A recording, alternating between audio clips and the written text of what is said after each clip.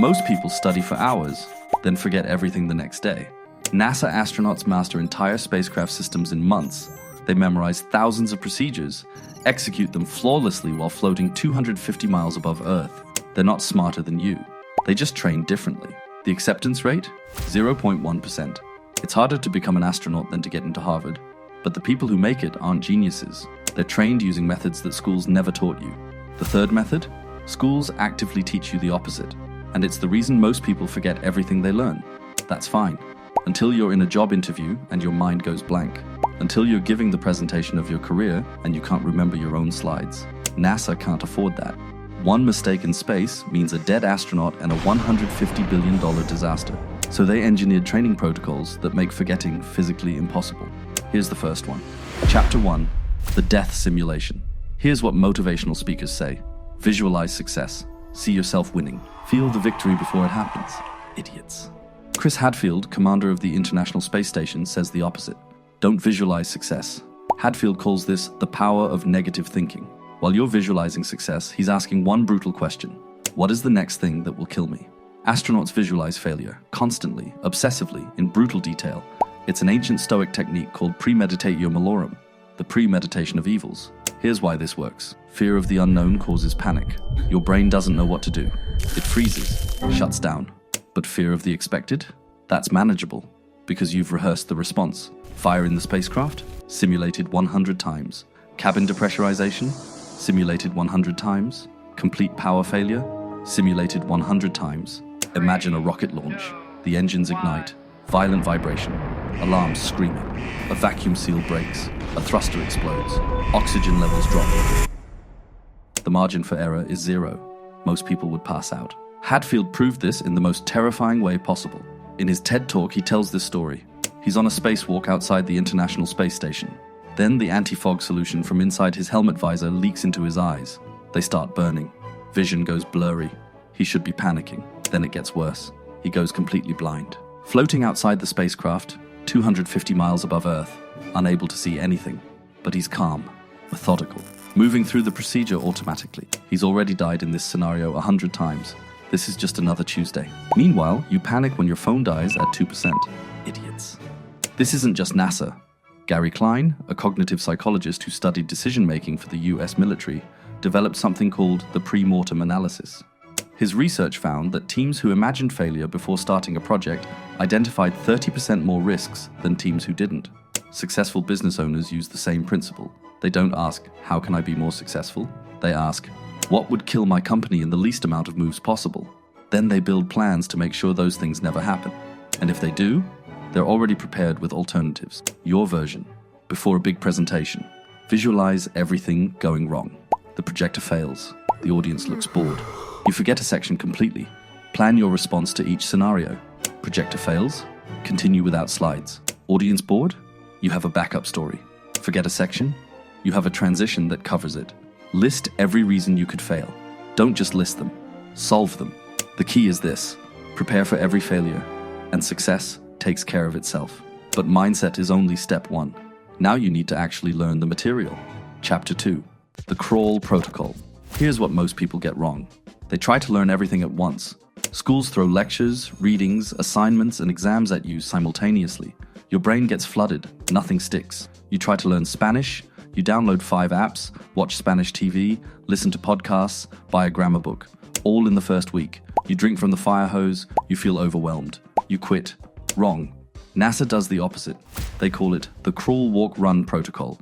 You don't learn anything until you've mastered the layer below it. There's a reason this works. Hermann Ebbinghaus discovered the forgetting curve back in 1885. Without reinforcement, you forget 70% of new information within 24 hours. NASA's system fights this by forcing you to master each layer before moving on, so nothing slips through. Crawl phase. Those are classroom instruction.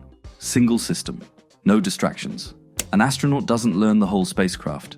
They learn one switch, one valve, one procedure, in a quiet room. No pressure.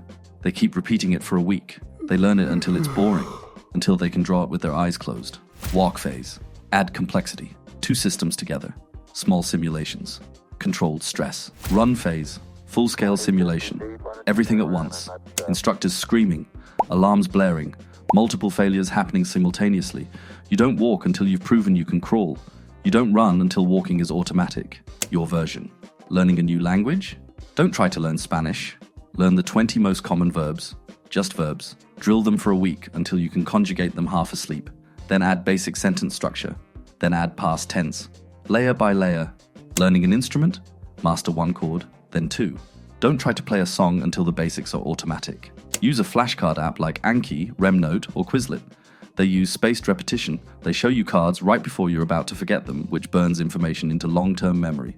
Rodiger and Karpik proved this in 2006. Students who used retrieval practice retained 50% more than students who just reread the material. Create a deck for just one concept. Drill it until it's instinct. This is how you build a professional-grade knowledge base, brick by brick. Whether you're preparing for a certification exam, a technical interview, or learning to code, these methods work. I learned this the hard way. First year of college, first presentation of my life, topic, Ireland. I'd never stood in front of an audience before. I didn't even know you were supposed to prepare a PowerPoint. So I did the only thing I could think of. I memorized the entire thing, word for word. I stood in front of the class. I was so nervous my vision went blurry. I could feel my hands shaking. I had a water bottle with me. My genius plan was to squeeze it like a stress ball to calm myself down. Bad idea. I was already shaking, and holding the bottle just made it more obvious. Everyone could see it trembling in my hand. Then I opened my mouth and just started reciting. Frozen. Robotic. Spitting out memorized sentences like a machine reading from a script. My professor's feedback: "It sounds like you just memorized it." That was the crawl, and I didn't even crawl well. I fell flat on my face. Second presentation. Stoicism. This time, I had slides prepared. Watched tutorials on how to structure a talk. I opened with a hook I still remember to this day. Imagine smiling after getting slapped in the face. I was smarter this time. I kept the water bottle next to me, not in my hand. So if I ever forgot a part, I'd grab it, take a slow sip, and buy myself a few seconds to remember. No one noticed. I wasn't shaking anymore. I wasn't terrified. It was something I had done before. My professor said I had improved so much. That was the walk. Third presentation. This one we couldn't prepare for at home. We had to do it live, in class. No script, no slides, no rehearsal. It was my best one. My professor's feedback: "You're much better when you improvise than when you memorize." By the end of the year, my classmates were coming to me, asking for presentation tips, asking me to help with their slides, asking for ideas on how to make their work better. The same kid who stood in front of the class reciting a memorized essay about Ireland like a broken robot. That's crawl, walk, run. I just didn't know it had a name. The key is this: slow is fast.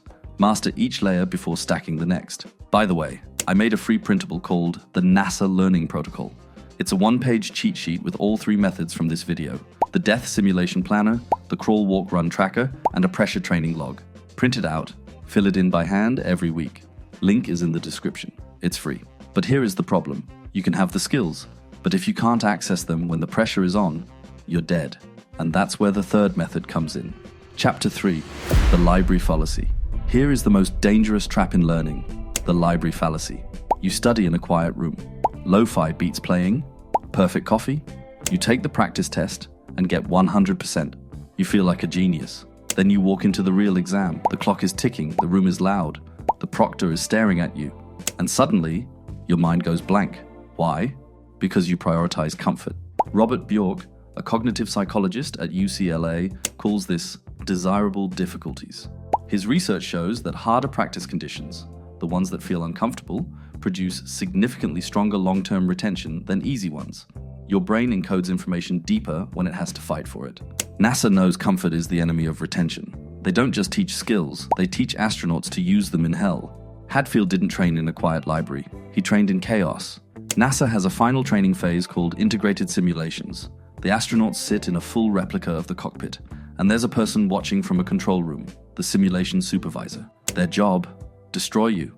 The moment things feel comfortable, they break something. Master alarm, radio dead, fire warning. They stack emergencies on top of emergencies. Now hit subscribe before they stack another one. By the time Hadfield flew real missions, the real emergencies were second nature to him. Your version: stop babying yourself. If you want to perform under pressure, practice under pressure. Take your practice tests like they're real. Timed.